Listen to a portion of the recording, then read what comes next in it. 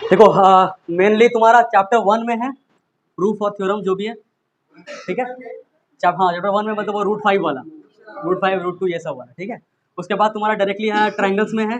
Triangles में वैसे तो बहुत सारा है बट सारा हट चुका है, पाइथागोरस वाला हट चुका है। 2 ही है ट्रायंगल्स में, एक है बीपीटी और एक है उसका कन्वर्स, बस, ठीक है। और एक तुम्हारा लास्ट है सर्कल में। सर्कल में भी बहुत सारा है बट आएगा खाली वो वाला, एक टैंजेंट वाला, इक्वल टैंजेंट वाला, और एक परपेंडिकुलर वाला, मतलब रेडियस और जो पॉइंट ऑफ कॉन्टैक्ट वाला परपेंडिकुलर होता है वो। तो इतना कर लोगे तो इसी में से 2 या 3 पक्का आने वाला है। हाँ, परपेंडिकुलर वाला आएगा। एज्यूम करने वाला मतलब नहीं, वो वाला नहीं, वो वाला नहीं, ये वाला परपेंडिकुलर वाला, कि यहाँ से अगर टैंजेंट है तो रेडियस से ये परपेंडिकुलर बनाता है, ये वाला, ठीक है। ये परपेंडिकुलर है, मतलब एक टैंजेंट रेडियस के साथ जो पॉइंट ऑफ कॉन्टैक्ट से गुजरता है वो 90 डिग्री पे गुजरता है, ये वाला चीज़। बात समझ में आया? बस इतना ही आएगा, इससे ज़्यादा कुछ नहीं आएगा प्रूफ और थ्योरम्स में। इसको अच्छे से तीनों करते हैं जल्दी जल्दी। तो रूट 5 जैसे मान लो 2 + √5 बोला है इरेशनल है, प्रूफ दैट। इस तरह का क्वेश्चन में दिक्कत आ रहा है ना, 2√5 कर देंगे। 2√5 इज इरेशनल, ये प्रूव करना है मान लो। अच्छा 2 + √5 ओके इज इरेशनल, ठीक है। इस तरह का क्वेश्चन बोल रहे हो। एक इस तरह का भी रहता है 1/√2 इज इरेशनल, ये हो जाएगा, ठीक है। तो इस तरह का क्वेश्चन को कैसे करते हैं, कॉन्ट्राडिक्शन मेथड से करते हैं। तो जो प्रूव करना है उसका उल्टा मान लो। जैसे 2 + 2√5 को इज इरेशनल प्रूव करने बोला तो लेट अस अज्यूम व्हाट, कि 2 + 2√5 इज रैशनल। और अगर ये रैशनल है तो कैसा फॉर्म में लिख सकते हैं, it can be written in the form of p/q। तो इक्वल टू क्या लिख देंगे, p/q। ब्रैकेट में लिख देना where p and q are what, composite, co prime, p and q are co prime, ये लिख देना। एंड क्या लिख देना, q is not equal to 0। हाँ,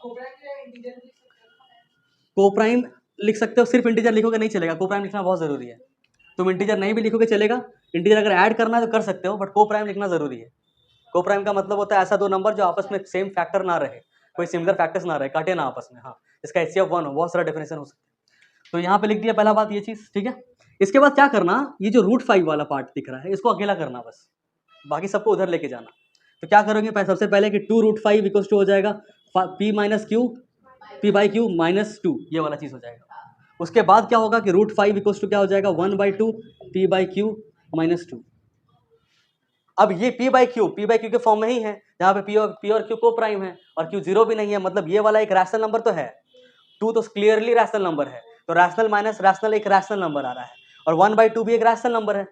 तो रैशनल नंबर इंटू ये पूरा का पूरा रैशनल नंबर, ये पूरा क्या बन गया फिर, रैशनल नंबर। ऐसे लिख सकते हैं कि क्लियरली 1/2 p/q -2 इज रैशनल। ये बात समझ में आया क्यों हुआ rational. therefore we can say that √5 is also rational, is also rational, ये लिख देना, ठीक है। but we know that √5 is irrational। हम लोग जानते हैं कि √5 क्या है, irrational है। therefore our assumption is wrong, therefore our assumption is wrong that 2 + 2√5 is rational, hence 2 + 2√5 is irrational, proved। हलवा, हाँ, वो अगर सिर्फ √5 आता है तो उसका लंबा प्रोसेस इसीलिए करते हैं क्योंकि उसमें ऐसा नहीं कर सकते। बट अगर किसी के साथ √5 √2 √3 दे दिया तो वो √3 √2 √5 ये सबको अकेला करो और बाकी यही काम कर लो, ज़्यादा ईजी होता है ये सब चीज़। बात समझ में आया। फिर से एक बार देख लो, इसको रैशनल नंबर माने, अगर रैशनल नंबर है तो ये इक्वल टू p/q हो गया। उसके बाद नेक्स्ट टारगेट क्या रहेगा कि √5 को अकेला कर दो। तो पहले इसको भेजा उधर, ये प्लस में था, उधर गया -2 में चला गया। फिर यहाँ 2 √5 बचा, √5 को अकेला करना था, ये 2 × में है, उधर जाएगा तो 1/2 हो जाएगा। तो √5 हो गया अकेला। अब ये वाला पूरा चीज को तुम क्या बोल दो, रैशनल बोल दो। क्लियरली लिख के ये वर्ड यूज करना, कॉमा देना, क्लियरली ये पूरा उठा के लिख दो इज रैशनल। अगर ये रैशनल है तो इसके इक्वल टू इधर लेके लिखा हुआ तो ये भी क्या होना चाहिए, रैशनल। वही बात लिखो, we can say that √5 is also rational. But हम लोग जानते हैं, but we know that √5 is irrational. तो हम √5 तो इरैशनल होता है, तो हम लोग जो एजम्पशन किए थे कि ये वाला पूरा रैशनल है वो गलत किए थे। Therefore our assumption is wrong that 2 + 2√5 is rational, hence 2 + 2√5 is irrational, proved, खत्म।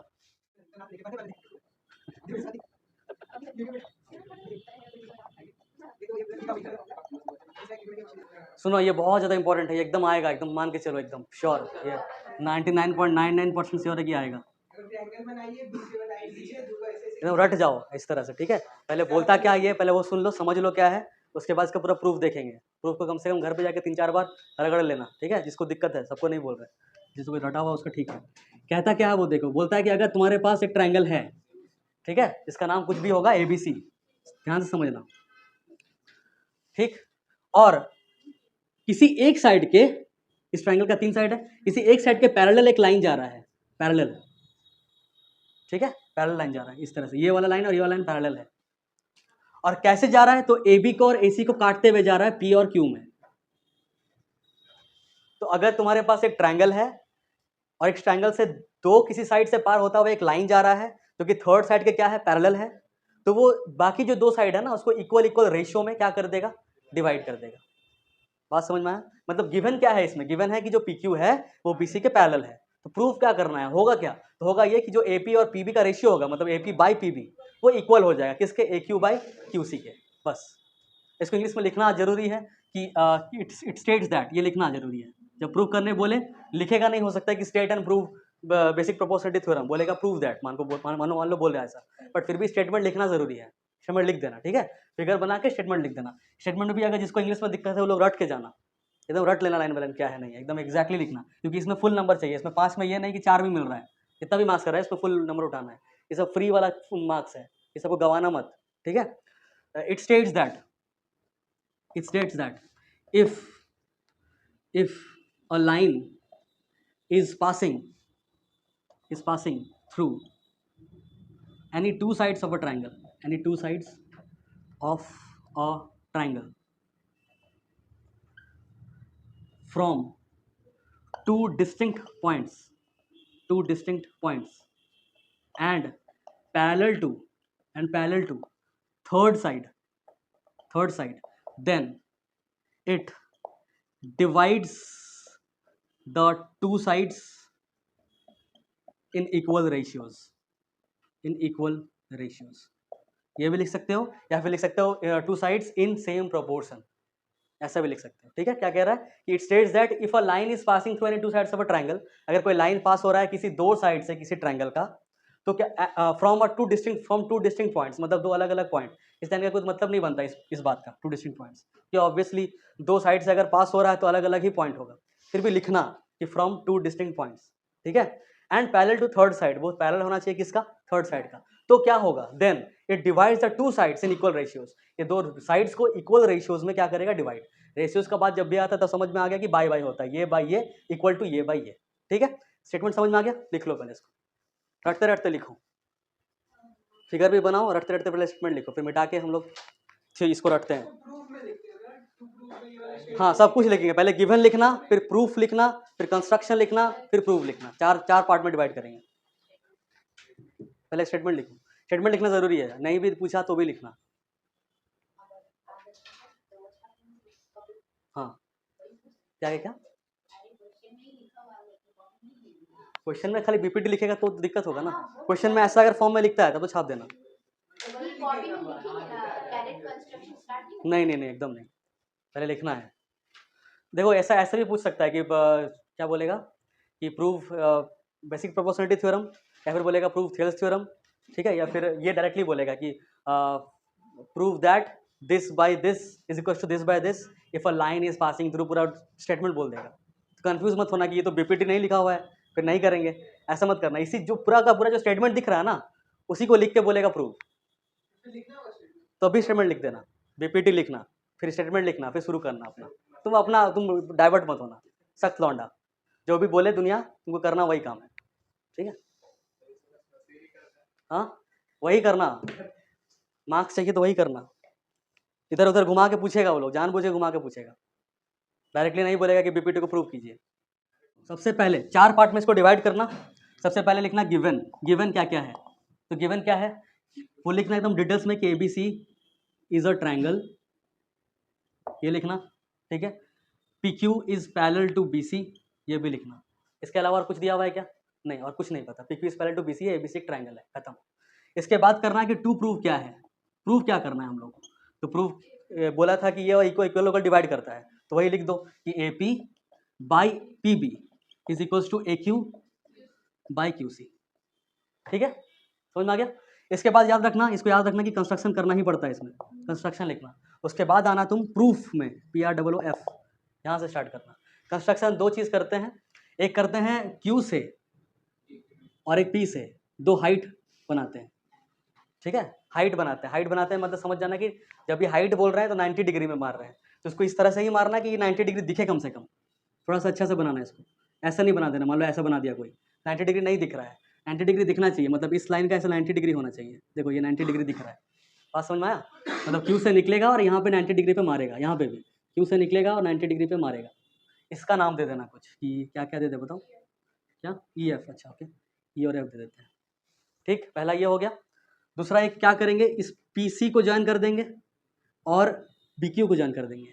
कितने लाइन एक्स्ट्रा ड्रॉ किए हम लोग? 4, याद रखना 4 लाइन हम लोग एक्स्ट्रा ड्रॉ करते हैं, P से ही और Q से ही, P से 2, Q से 2, P से एक ड्रॉ करते हैं AC पे परपेंडिकुलर और एक C पे मिलाते हैं, Q से 2 लाइन निकालते हैं, एक AB पे परपेंडिकुलर और एक B से मिलाते हैं, मतलब नीचे भी एक क्रॉस ऊपर भी एक क्रॉस, इस तरह से याद रखना। पहला वाला ये क्या किए हैं हम, PF ड्रॉ किए हैं जो कि AC का परपेंडिकुलर है, पहला चीज ये ड्रॉ किए हैं। दूसरा ड्रॉ किए हैं QE जो कि AB का परपेंडिकुलर है, ये किए हैं पहला वाला में। तो इसको लिखते हैं पहले फर्स्ट में कि ड्रॉन या ड्रॉ, जो भी लिखना, इसमें मार्क्स नहीं कटेगा, तुम अगर ड्रॉन लिखते हो या ड्रॉ लिखते हो कोई दिक्कत नहीं है। हम लिखेंगे ड्रॉन। PF परपेंडिकुलर, PF किसका परपेंडिकुलर है? AC, PF perpendicular to AC and, और बताओ QE परपेंडिकुलर टू AB, ये दो चीज इकट्ठे एक बार में, नंबर 1 वाला पॉइंट में। बात समझ में आया? ये लाइन और ये लाइन दोनों एक ही बार में हम निपटा दिए। दूसरा वाला में लिखना ज्वाइन, दूसरा वाला में क्या लिखना? ज्वाइन। ज्वाइन क्या क्या किए हैं? PC को और BQ को, ज्वाइन PC एंड QB। समझ में आ गया कंस्ट्रक्शन? पक्का? अभी प्रूफ में क्या आएंगे वो देखो। प्रूफ पे याद कैसे रखेंगे वो बड़ा बात है। पहले देखो क्या चाहिए, AP बाई PB चाहिए ना, तो AP देखो यहाँ पे है, PB यहाँ पे है, दो दिख गया हमको। हमको दोनों को क्या करना है? बाय बाय में रखना है। कैसे रखेंगे? तो ऐसे रखो, देखो ये जो AP है, AP दिख रहा है जो यहाँ पे, ये किस ट्रायंगल का हिस्सा है वो पता करो पहले। तो APQ का ट्रायंगल का हिस्सा है, दिख रहा है APQ। AP किस ट्रायंगल का हिस्सा है? तो APQ का हिस्सा है। ये PB किसका हिस्सा है? जो PB चाहिए नीचे, वो किसका हिस्सा है? PQB। और कुछ दिख रहा है क्या? नहीं, PBQ दिख रहा है क्या? फिर से देखो, रुक जाओ। जैसे ही हम AP का बात कर रहे हैं, AP का, तो जैसे ही AP का बात किए तो क्या आ गया? ये वाला आ गया, ये वाला ट्रायंगल पूरा आ गया। ये बात समझ में आया? जैसे ही PB का बात किए, ये PB का, तो ये वाला ट्रायंगल आ गया, ये दिखा, PBQ, ठीक है हो। PBC नहीं, PBC नहीं हो सकता। क्यों नहीं हो सकता वही बता रहे हैं। अब सुन लो क्यों लिए। तुम बोलोगे सर PBC भी तो ले सकते हैं, बट हमको वैसा ही 2 ट्रायंगल लेना है जिसमें ऐसा ये ट्रायंगल एक लिए जिसमें AP आया, दूसरा ट्रायंगल जिसमें PB आया। बाकी सब चीज़ क्या हो जाना चाहिए? कट जाना चाहिए, मतलब इन दोनों का हाइट सेम होना चाहिए। तो AP का हाइट क्या है? ये वाला EQ दिख रहा है, और ये PB का हाइट कहाँ है? तो बाहर है, EPQ। तुम बोलोगे सर बाहर हाइट कैसे होता है? बाहर हाइट देखो, ये ट्रायंगल है, ये ट्रायंगल है, इसका हाइट कहाँ पे है? इसका हाइट यहाँ पे है, यहाँ पे ये है परपेंडिकुलर, यहाँ 90 डिग्री ड्रॉ किया। ट्रायंगल था ये वाला, बट इसका हाइट कहाँ बना? बाहर। वैसे ही ये ट्रायंगल है ये वाला, और इसका हाइट कौन सा है? ये बाहर। तो हाइट सिर्फ क्या यही है? नहीं है, बस इस बेस के लिए वो हाइट है। अगर इसको बेस लोगे तो हाइट कौन सा हो जाएगा? उसका ऑपोजिट वाला वर्टेक्स से जो परपेंडिकुलर ड्रॉ करते हैं। हाइट किसको बोलते हैं? हाइट किसको बोलते हैं? तो जो लंबाई होता है, ठीक है। बट एक ट्रायंगल में कितना हाइट होता है? 3। अब बेस अगर PB को लेना है, बेस किसको लेना है? PB को। तो PB का ऑपोजिट वर्टेक्स देखो कौन है? ऑपोजिट कोना। तो ऑपोजिट कोना PB का कौन है? Q। अब Q से खींचना है एक परपेंडिकुलर, एक ही उपाय, यही परपेंडिकुलर दिख रहा है, तो यही कौन होगा? इसका हाइट। बात समझ में आया? अगर AP का बात कर रहे हैं तो AP हो जाएगा बेस, तो AP का ऑपोजिट कोना कौन है? Q। तो Q से कौन सा हाइट निकल रहा है, मतलब परपेंडिकुलर निकल रहा है? EQ। समझ आ रहा है? ऐसे पता करना है। तो समझ में आ गया 2 ट्रायंगल। पहला ट्रायंगल का नाम क्या है? तो ऐसे बोलेंगे एरिया ट्रायंगल, वैसे निकाल लेंगे ऐसे, एरिया ट्रायंगल। पहला ट्रायंगल का नाम क्या है? APQ, तो लिख देंगे APQ। एरिया ऑफ ट्रायंगल का फॉर्मूला क्या होता था? Half into base into height. तो हाफ लिख दिए। बेस ये भी हो सकता है, ये भी हो सकता है, ये भी हो सकता है, बट हमको चाहिए AP, तो हम बेस इसी को बनाएंगे AP। तो लिख देंगे हाफ इंटू बेस, बेस कौन बन गया? AP। हाइट कौन बन जाएगा? तो ऑपोजिट गए, ऑपोजिट से परपेंडिकुलर देख लिए, पता चला EQ है। ठीक है, कोई दिक्कत नहीं? ओके, नेक्स्ट आ जाओ फिर। ऑल्सो लिख के एरिया ट्रायंगल, दूसरा ट्रायंगल कौन था? PBQ।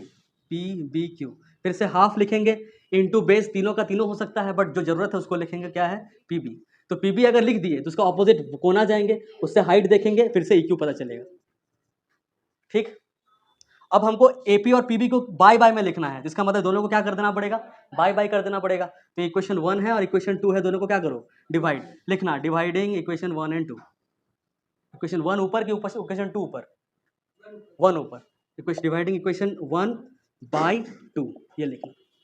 ठीक है, तो हो जाएगा area triangle APB, APQ sorry, APQ by area triangle PBQ. Equal to उधर कौन हो जाएगा, तो हाफ से हाफ तो कट जाएगा, इक्यू से इक्यू भी क्या हो जाएगा, कट जाएगा, बचेगा AP by PB, AP by PB. एक तो आ गया इक्वेशन नंबर 3, ये आ गया, एपी बाई पीबी आ गया। अब दूसरा में क्या लाना है, एक्यू बाई क्यूसी चाहिए। तो एक्यू बाई क्यूसी कैसे आएगा, तो एक्यू खोजो पहले, एक्यू देखो ये मिल गया, मतलब इसको बेस बनाना पड़ेगा। अगर इसको बेस बनाओगे तो इसका ऑपोजिट वाला कोना पी आ जा रहा है, पी से हाइट कौन निकल रहा है, ये वाला पी एफ। बात समझ में आया? फिर क्या चाहिए, क्यूसी, क्यूसी ये है। अब क्यूसी को अगर बेस बनाओगे तो हाइट किसको बनाना पड़ेगा, तो ऑपोजिट वर्टेक्स जाना पड़ेगा।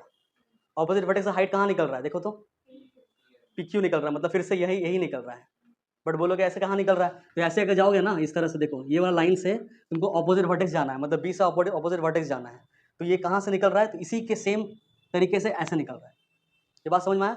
बट इसको आगे ना इस तरह से जैसे किए हैं ना, इसको सेम टू सेम नहीं करेंगे, मतलब ऐसा जितना अभी किए हैं मेहनत नहीं करना। इसके बाद खाली क्या लिखना, सिमिलरली, इसलिए तुम्हारा झमेला खत्म। ठीक है, इसके बाद क्या लिखना, सिमिलरली। अब खाली खाली तुमको ट्रायंगल पहचानना है और कुछ नहीं करना है। इक्वल टू उधर क्या होगा पता है हमको, A Q by Q C होगा, A Q by Q C. जैसे यहाँ पे A P by P B आया था, वैसे उधर खाली लिख देना है आंख मूंद के क्या, ए क्यू बाई क्यू सी। अब ट्रायंगल देखो खाली कौन कौन आएगा, ए क्यू किस ट्रायंगल का हिस्सा है, तो ए पी क्यू का, तो यही वाला लिखेंगे triangle, area triangle A P Q, area triangle A P Q. नीचे थोड़ा सा चेंज हो जाएगा, कौन हो जाएगा, तो अगर क्यू सी लेंगे तो कौन सा हो जाएगा, क्यूपीसी ना, सॉरी सॉरी क्यूपीसी, हाँ सही, तब तो वही हो जा, सही हो जा रहा है, क्यूपीसी। क्यूपीसी भी लेंगे तो क्यूसी का ऑपोजिट वर्टेक्स देखो पी था, ये तुम्हारा सब कुछ सही था, तो आएगा वही चीज़, खाली सिमिलरली करके ये लिख देना है, ये वाला झाम नहीं करना वापस से, नंबर फुल मिलेगा, चिंता नहीं करो। ठीक है, इक्वेशन नंबर 4 हो जाएगा ये। अब ये चीज़ A P by P B और A Q by Q C equal होता, अगर ये पूरा चीज़ का क्या हो जाता, इक्वल। ये वाला चीज़ दिख रहा है क्या, नहीं दिख रहा है, कब बोले,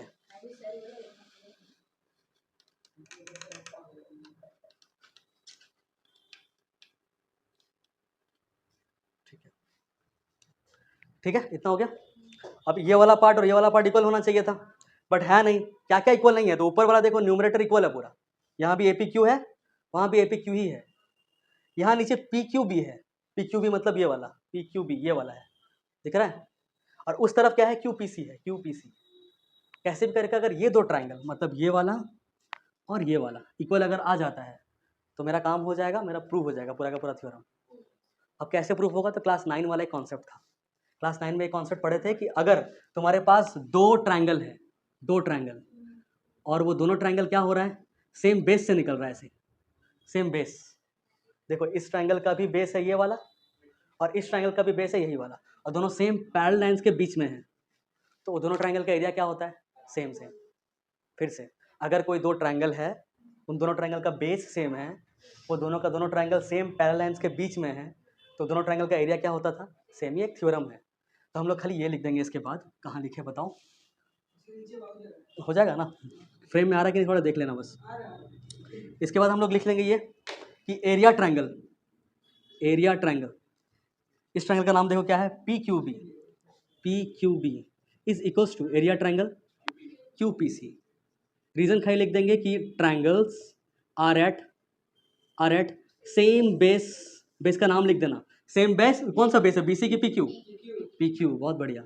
बीसी नहीं है, समझ में आया क्यों, किसी को लग रहा है कि बीसी होगा, नहीं पी क्यू है, पी क्यू से ये ट्रायंगल निकल रहा है और पी क्यू से ये ट्रायंगल भी निकल रहा है, ठीक है। Same base BC, triangles are at same base P Q sorry, and between same parallel lines, same parallels, कौन कौन, P Q parallel to BC, P Q parallel to BC, ये ठीक है। तो ये जैसे ही आ गया तो इसको इक्वेशन का नाम दे दो नंबर 5, ठीक। उसके बाद डायरेक्टली लिख सकते हो कि from equation 3, 4 and 5 we can say this equals to this, खत्म, उससे ज़्यादा कुछ भी नहीं करना, ठीक है। लिखना है इसके बाद क्या कि from equation 3, 4 and 5, from equation 3, 4 and 5 we can say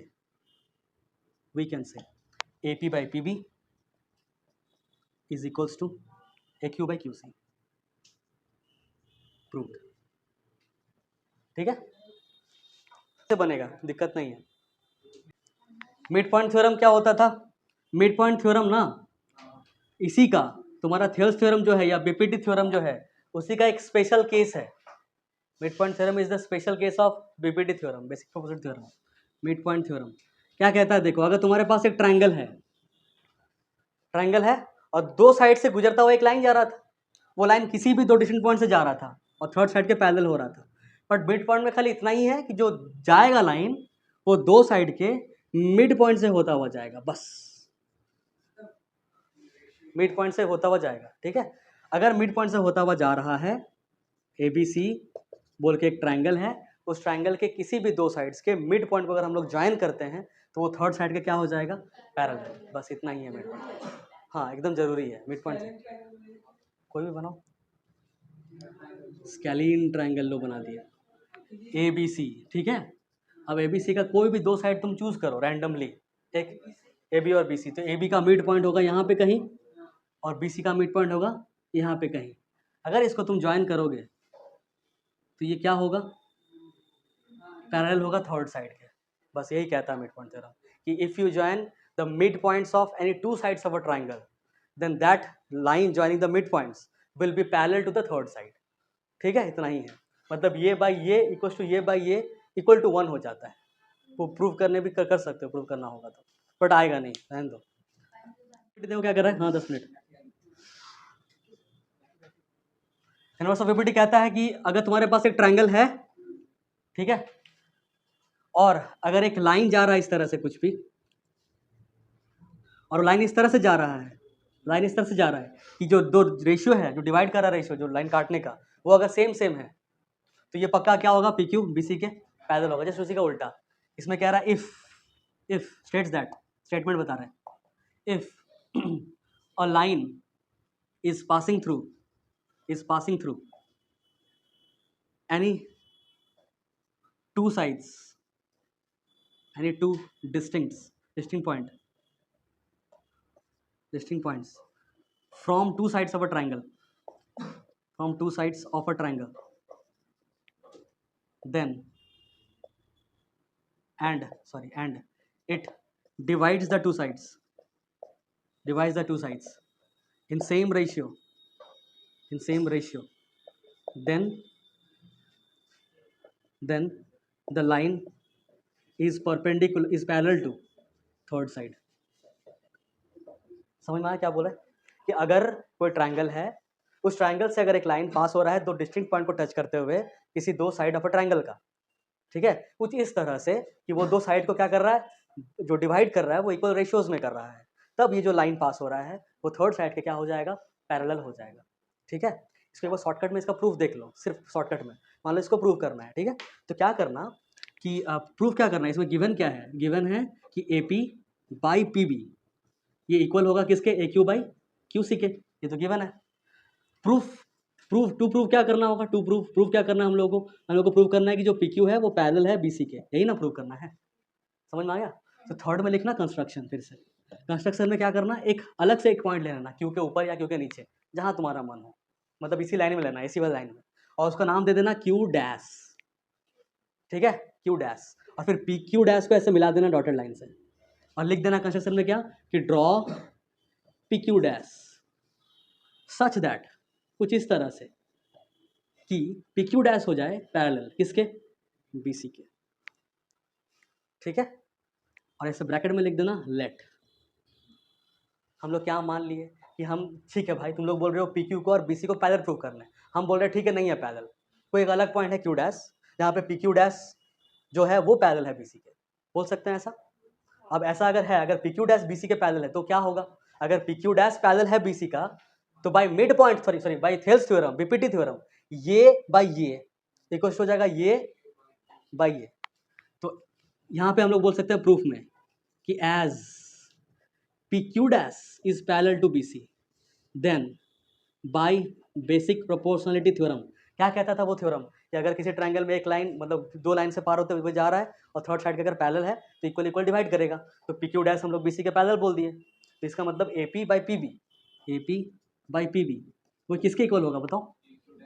A Q dash, A Q मत बोल देना, A Q dash by Q dash C. ये बात समझ में आया? ये ठीक है। इसके बाद क्या करना है? इसके बाद क्या करना था? जैसे ये आ गया A P by P B आ गया और A Q dash by Q dash C आ गया, ये जैसे ही आ गया इसके बाद +1, ये याद रखने वाला पॉइंट है।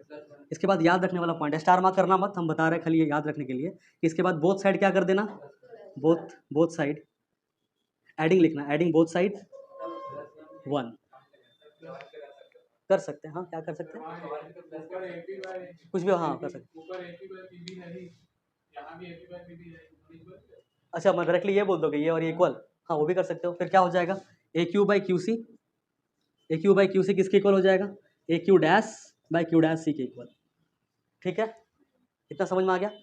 ए क्यू बाई, देखो यहाँ पे क्या दिक्कत होगा एक चीज़, अगर ऐसा करोगे तो कि A Q by Q C is equal to A Q dash by Q dash C. ठीक है, इससे क्या रिजल्ट मिल रहा है, कुछ खास रिजल्ट मिलेगा नहीं, बट अगर +1 करोगे तो होगा क्या, देखो अगर इसमें भी हम +1 कर देते हैं और इसमें भी अगर हम +1 कर देते हैं तो क्या होगा वो देखना एक बार। यहाँ पे पी बी आ जाएगा किस में, एलसीएम में, पी बी जैसे ही एलसीएम आएगा ऊपर क्या आएगा, ए पी प्लस क्या, ए पी प्लस क्या पी बी। नहीं समझ में आ रहा है क्या? इसको नहीं आ रहा है, पी बी देखो एलसीएम में लिए तो इसको डिवाइड कर रहे हैं पी बी से तो आएगा 1 इंटू ए पी हो जाएगा, इसके नीचे कुछ नहीं है मतलब 1 है, तो पी बी को डिवाइड कर रहे हैं 1 से तो पी बी ही आ रहा है, पी बी इंटू 1 क्या हो जाएगा पी बी, इसलिए पी बी आया। दूसरा तरफ क्या आएगा सेम, इसको लिख दो ए क्यू डैश प्लस ये नीचे वाला ऊपर उठ जाएगा क्यू डैश सी और नीचे क्या आ जाएगा क्यू डैश सी। ये बात समझ में आया? इसके बाद क्या होगा, इधर एरो देके कर रहे हैं, A P plus P B क्या है, A P plus P B है ए बी, ये बात समझ में आया? और नीचे क्या है पी बी। ठीक, उधर क्या है, A Q dash plus Q dash C, A Q dash plus Q dash C पूरा मिलके क्या बना ए सी, तो इक्वल हो जाएगा ए सी, और बाई नीचे क्या हो जाएगा क्यू डैश सी। ए सी दोनों साइड से तो कट जाएगा, तो हो जाएगा तुम्हारा क्या 1 by P B equal to 1 by Q dash C. इसके बाद क्या हो जाएगा 1 by P B equal to 1 by Q dash C, और दोनों को अगर फिर रेसिप्रोकल करोगे तो क्या बन जाएगा पी बी इक्वल टू क्या क्यू डैश सी। क्या किया हम, A P by P B था ना, यहाँ से कुछ गलत किया क्या, A P by P B ठीक था, equal to A Q dash by Q dash C सही था, +1 किए उसके बाद हम लोग तो हो गया A P by P B, A P by P B यहाँ पे ए बी आया, अच्छा ये नहीं कटता ना, ये ए बी आया, उधर क्या आया था ए सी, ए बी और ए सी इक्वल तो नहीं है, पी बी और क्यू डैश सी आया, उसके बाद हाँ ऊपर वाला यूज़ नहीं किया, A B by P B है, और यहाँ पे लिखना चाहिए था हम लोग A Q by Q C, इसको A Q by Q C लिखते हैं अगर मान लो, हाँ मतलब इसके बाद पहले A Q by Q C लिख देना, A B by P B है ना यहाँ पे लिख देना, इक्वल टू क्या है ये किसके बराबर है, ए क्यू बाई क्यू सी के बराबर है, सही है ना। अब जब +1 करोगे तो क्या हो जाएगा यहाँ पे ए क्यू प्लस क्यू सी बन जाएगा, और ए क्यू प्लस क्यू सी क्या आएगा ए सी आएगा, और नीचे क्या है नीचे क्यू सी रहेगा, तो यहाँ पे आ जाएगा क्यू सी। ये समझ में आया? फिर से देखो यहाँ पे था तुम्हारा P Q dash parallel to B C, तो हम लोग तो बोल दिए थे कि A P by P B equal to A Q dash by Q dash C. अब A P by P B के जगह में हम लोग क्या लिख देंगे A Q by Q C, तो क्या हो जाएगा मेरे पास A Q by Q C equal to A Q dash by Q dash सी, यही आएगा। ठीक, उसके बाद +1 कर दिए, उसके बाद सॉल्व किया ऐसा आया कुछ A Q by plus Q C by Q C equal to A Q dash plus Q dash C by Q dash C. इसको प्लस करोगे A Q plus Q C को तो फिर से ए सी आएगा, और A Q dash plus Q dash C करोगे तो भी क्या आएगा ए सी आएगा, तो ए सी आ गया, नीचे आएगा एक बार क्यू सी एक बार आएगा क्यू डैश सी, क्यू सी और क्यू डैश सी, ए सी और ए सी अब क्या हो जाएगा कट जाएगा, तो यहाँ पे क्या आएगा 1 बाई क्यू सी, यहाँ पे आएगा 1 by Q C equal to 1 by Q dash C. Reciprocal करोगे तो क्या बनेगा क्यू सी किसके बराबर क्यू डैश सी के बराबर, अगर Q C Q dash C के बराबर है इसका मतलब क्यू और क्यू डैश एक ही पॉइंट है, अगर क्यू सी का लेंथ और क्यू डैश सी का लेंथ बोल रहा है एक ही है, एक ही तब हो सकता है ना जब क्यू डैश यहीं पे है, बात समझ में आ रहा है। तो यहाँ के बाद क्या लिखना, इसके बाद लिखना कि this says that Q and Q dash coincides, Q and Q dash क्या हो जा रहा है कोइंसाइड कर रहा है, मतलब एक ही पॉइंट है, तो अगर P Q dash is parallel to B C then P Q is also parallel to B C, then ये उसके बाद लिखना कि if P Q dash is parallel to B C therefore P Q is also parallel to B C, ये हो गया prove. ये है एक सर्कल, मेरा वाला परफेक्ट है ना, आप नहीं बिठाएंगे।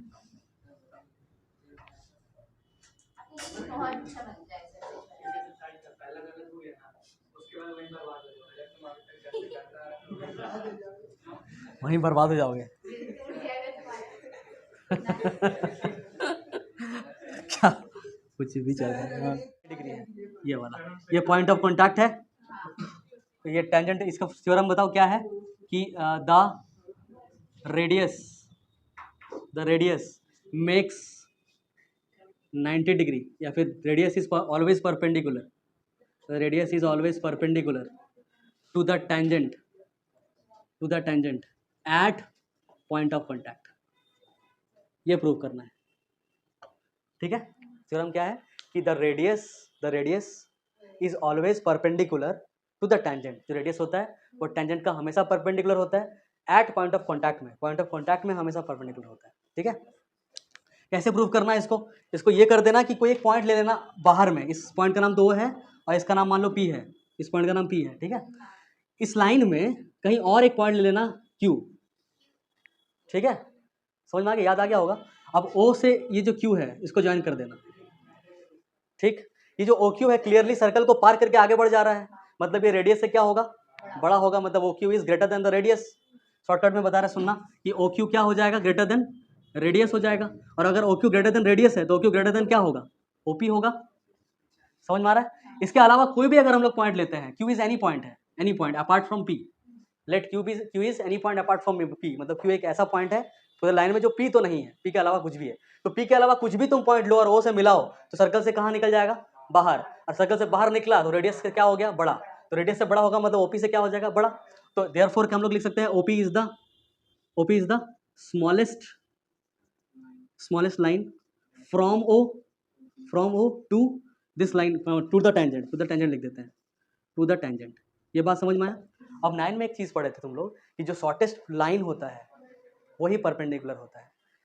एज वी नो, इसके बाद लिखना, as we know the shortest line is always a perpendicular, therefore OP is perpendicular to, ये लाइन का नाम कुछ ले लें क्या, LM ले लेते हैं, is perpendicular to line L ले लेते हैं, बस L is perpendicular to line L, बस प्रूव्ड हो गया, खत्म।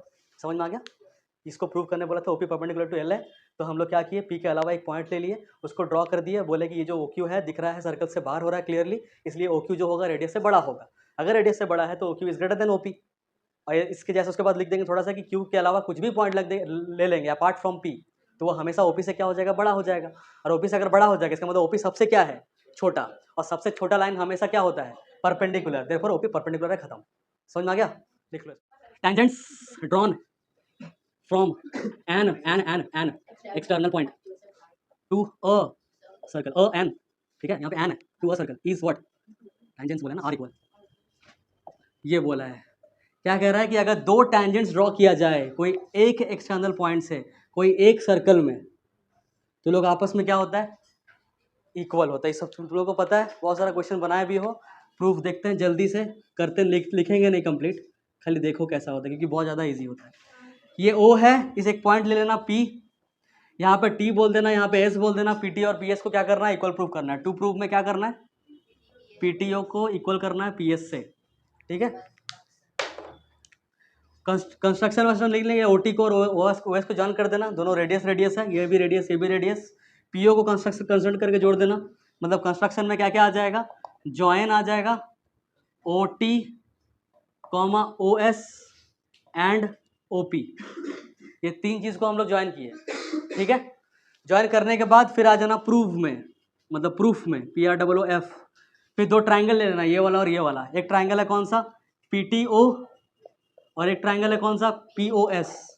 ये दोनों ट्राइंगल को क्या प्रूव करना है, कॉन्ग्रुएंट प्रूव करना है। एक हो जाएगा PO equals to PO common, PO equals to PO common. दूसरा OT equals to OS radius, और उसके बाद ये एक 90 डिग्री, ठीक है। तो हो जाएगा angle PTO is equals to angle PSO, reason क्या, ईच 90 डिग्री, ठीक है। तो by RHS, right angle hypotenuse side, triangle PTO is congruent to triangle PSO, या फिर क्या बोलना, हाँ PSO, ठीक है, POS, ठीक है। देयरफॉर PSO ले ले, ठीक है, ओके। उसके बाद हम लोग लिख देंगे therefore PT equals to PS, CPCT proved, बस हो गया।